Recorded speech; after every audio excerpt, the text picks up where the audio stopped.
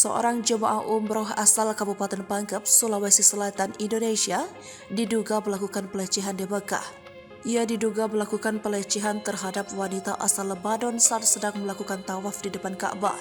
Akibat perbuatannya itu, saat ini ia ditahan di otoritas setempat dan divonis selama 2 tahun. Menurut keterangan pemilik travel yang ia gunakan, Muhammad Rusti, dalam keterangan polisi mengatakan, ia juga didenda sebanyak 50.000 riyal atau sekitar 200 juta rupiah.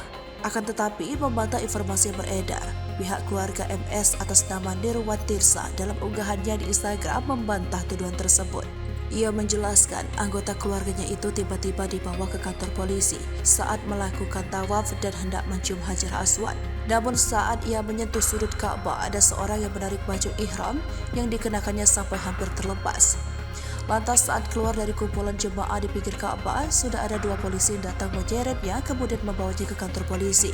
Bahkan saat insiden itu terjadi, MS diketahui sempat menghubungi anggota keluarganya yang berada di area Ka'bah, namun tidak berhasil karena kontak yang dihubunginya tak aktif.